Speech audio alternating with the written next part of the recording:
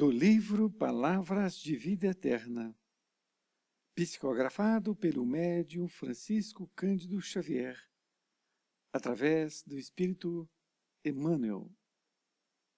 Capítulo 47, de 180. Estejamos em paz. Paz seja convosco, Jesus. João 20, 19. Rujam tempestades em torno de teu caminho, tranquiliza o coração e segue em paz na direção do bem. Não carregues no pensamento o peso morto da aflição inútil. Refugia-te na cidadela interior do dever, retamente cumprido, e entrega à sabedoria divina a ansiedade que te procura, a afeição de labareda invisível. Se alguém te recusa, aquieta-te e ora em favor dos irmãos desorientados e infelizes. Se alguma circunstância te contraria, asserena tua alma e espera que os acontecimentos te favoreçam. Lembra-te de que és chamado a viver um só dia de cada vez, sempre que o sol se levante. E por mais amplas se te façam as possibilidades, tomarás uma só refeição e vestirás um só traje de cada vez nas tarefas de cada dia. Embora te atormentes pela claridade diurna, a alvorada não brilhará antes da hora prevista. E embora te interesses pelo fruto de determinada árvore, não chegarás a colhê-lo antes do justo momento. A pretexto, porém, de garantir a própria serenidade, não te demores na inércia. Mentaliza o bem e prossegue na construção do melhor, como quem sabe que a colheita farta pede terra abençoada pela charrua. Sejam quais forem as tuas dificuldades, lembra-te de que a paz é a segurança da vida. Não nos esqueçamos de que, na hora da manjedoura, as vozes celestiais, após o louvor aos céus, expressaram votos de paz à terra e, depois da ressurreição, voltando gloriosamente ao convívio das criaturas, antes de qualquer plano de trabalho, disse Jesus aos discípulos espantados: a paz seja convosco. Querido amigo, querida amiga, que bom estarmos novamente juntos no estudo de mais uma lição deste livro, Palavras de Vida Eterna. Agora com o capítulo 47, que também, assim como o outro, 46, fala da paz. Vejam a importância do tema, em que Emmanuel nos lembra. E nesta passagem evangélica anotada por João em 20, 19, João, o evangelista, escreve o que Jesus disse: paz seja convosco.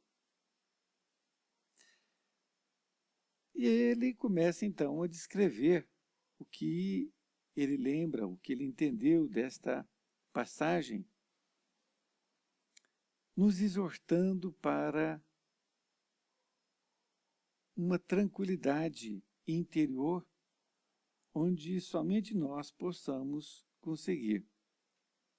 Ele diz que rujam tempestade em torno de teu caminho, tranquiliza o coração e segue em paz em direção do bem. Então, mesmo que estejam um momento ali, em um turbilhão de problemas em torno de você, que você tranquilize o coração. Porque as coisas que realmente nos afetam, realmente são as coisas do coração. Ele diz claramente, não carregues no pensamento o peso morto da aflição inútil. Quantas vezes nós começamos a pensar sobre coisas que não têm muito sentido e começamos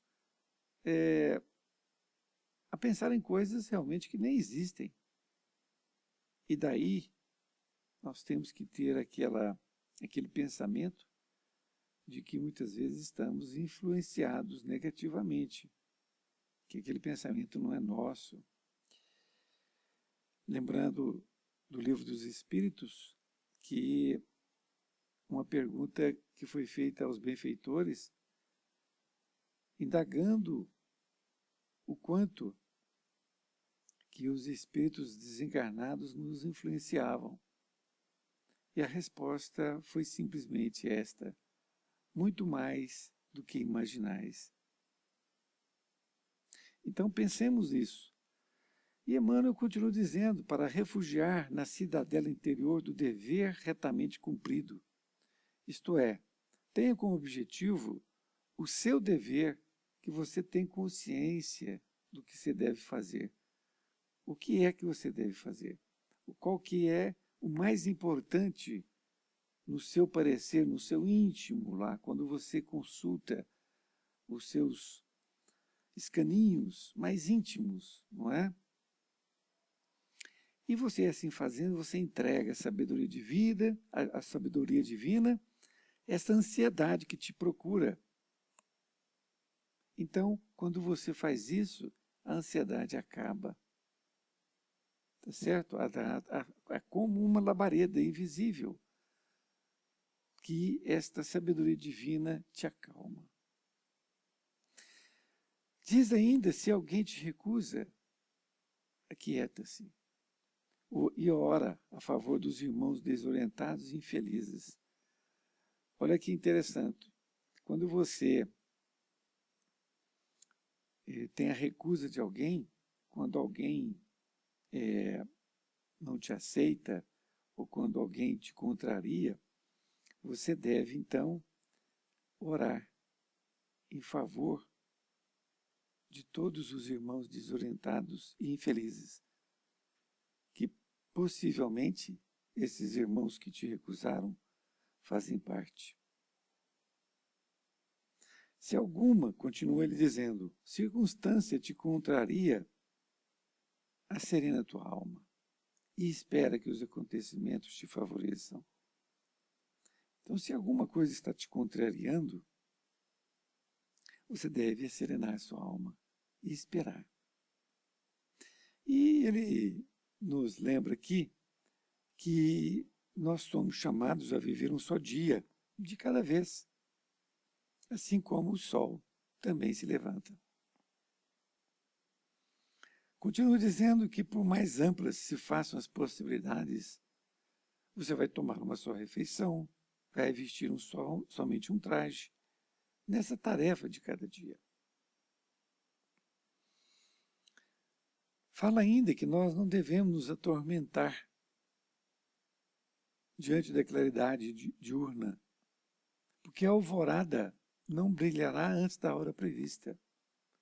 Então, muitas vezes, o dia é tão difícil que nós ficamos ali torcendo para que o dia acabe, não é assim? E ele diz que, embora te interesses pelo fruto de determinada árvore, não chegarás a colhê-lo antes do justo momento. A pretexto, porém, de garantir a própria serenidade, não te demores na inércia. O que ele quer dizer com isso? Quando você estiver sereno, esperando que algo aconteça, isso não significa que você tem que ficar na inércia, esperando que Deus, que os Espíritos benfeitores façam tudo para você.